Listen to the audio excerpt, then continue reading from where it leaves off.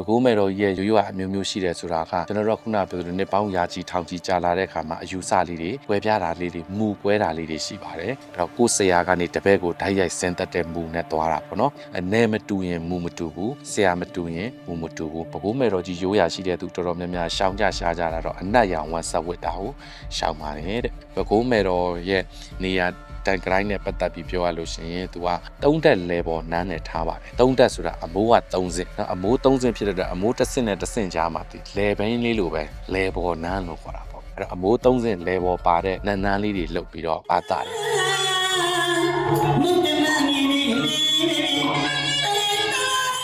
အမေဘကိုးမယ်တော်ကြီးကိုဦးတီလို့ဖြစ်တဲ့နက္ခဏာမျိုးရှိပါတယ်အဲ့ဒါဘာလဲဆိုအမေဘကိုးမယ်တော်ကြီးစီမှာဆူတောင်းခဲ့တဲ့တိုင်တဲခဲ့တဲ့အဲ့တိုက်တဲ့ဆူတောင်းလိုက်တာလေးဖြစ်မြောက်သွားလို့ဆိုပြီးပေးတဲ့နှစ်ပွဲရှိတယ်နောက်တစ်ခါအမေဘကိုးမယ်တော်ကြီးနဲ့ပတ်သက်ပြီးပွဲတွေဖြစ်ရတဲ့အကြောင်းရင်းကဘကိုးရိုးရာရှိတဲ့မျိုးရိုးတွေပေါ့ကနာပွဲမှာဆိုလို့ရှိရင်တော့ကျွန်တော်တို့ကဘိုးမယ်တော်ကြီးနဲ့ပတ်သက်ပြီးတော့ဘာတွေပြင်ဆင်ရလဲဆိုတော့ပွဲ3ပွဲပေးပါတယ်တပွဲကမျက်နှာဝလက်တဲ့เนาะအုံသီးကိုပုံမှန်ဆိုကျွန်တော်တို့ကြွက်မီးလေးနဲ့ပြင်ရတယ်ဘိုးမယ်တော်ကြီးကြွက်ပွဲကိုကျတော့အုံသီးကိုမျက်နှာဝလက်ထားတာရှိပါကျွန်တော်တို့ကရှေးခေတ်ကယူဆရှိပါတယ်အပူကိုငိမ့်စေတာအုံးရည်တဲ့ဒါကြောင့်မို့လို့အဲ့ဒီကျွဲကောင်းကြီးဖြတ်ချလိုက်ပြီးဆိုတာနဲ့အုံးသီးမျက်နှာဝလက်ထားတဲ့အုံးသီးကိုအဲ့ဒီအမေနက်ကိုင်းမယ်တော့စီးဝင်သွားတဲ့နတ်ဆရာကိုကျွန်တော်တို့က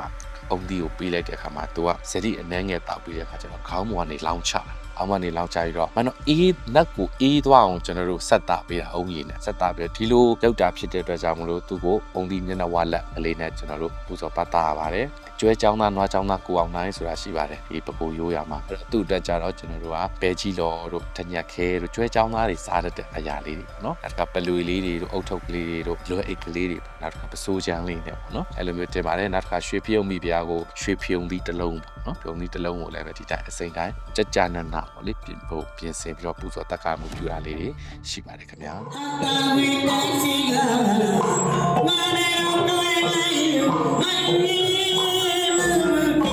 နတ်တွေအကုန်လုံးပေါ့ဒီရိုးရာကိုပထမဆုံးဖော်ထုတ်ခဲ့တာမဲထိုင်းနဲ့အဲ့တော့မဲထိုင်းကနေအစင်းစင်းဆိုမဲထိုင်းမဲကြိုင်မဲဦးမနမဲဝင်းပေါ့နော်အဲမဲထိုင်းမဲကြိုင်မဲဝင်းအမေဦးမရဲ့လို့အောက်တလိုင်းမကြီး၄ပါးဖြစ်နေတလိုင်းစင်မှာရှိတယ်ဆိုပြီးတော့ကျွန်တော်တို့ပတ်တာရတာလည်းရှိပါတယ်အဲ့ဒါဘာလဲဆိုတော့ခုနကဒီနက်ကတိုင်းရိုးရာပေါ့ဒီကျွဲနက်ကိုပူဇော်ပတ်တာတဲ့ရိုးရာကိုဖော်ထုတ်ခဲ့တဲ့ဆက်လက်ထိသိမ်းပြီးသူတို့အကြောင်းမို့လို့ဒီပကိုရိုးရာကြီးဖြစ်လာတယ်ပေါ့တမိုင်းရတော့အတကူမမင်းသားလက်ထက်တည်းရရင်သူပူဇော်ပတ်တာမှန်တယ်သို့တော်လည်းအဆက်ပြက်ကောင်းပြက်သွားမှာဟုတ်ပြက်သွားတဲ့အခါမှာဒီရိုးရာကိုပြန်ဖော်တာမဲထိုင်ကနေဆိုင်ပြီးဖော်ခဲ့တဲ့အတွက်ကြောင့်သူ့ရဲ့မျိုးဆက်၄ဆက်ကိုလည်းပဲကျွန်တော်တို့ဒီဘက်ခေတ်ခေါ်မယ်ဆိုတော့တပွဲစားနှက်ခေါ်တာပေါ့နော်ဒီရိုးရာတင်တဲ့အခါမှာသူတို့အတွက်လည်းကြောက်ပွဲတပွဲပါရနော်မေထိုင်မေချိုင်မေဝင်းအမေဦးမာဆိုတဲ့အောက်တလိုင်းမာကြီး၄ပါးလို့ခေါ်တယ်သူတို့ကနေစတင်ဖော်ထုတ်ခဲ့တာဖြစ်တဲ့အတွက်ကြောင့်မလို့သူတို့ယူဆမှာကြတော့ခုန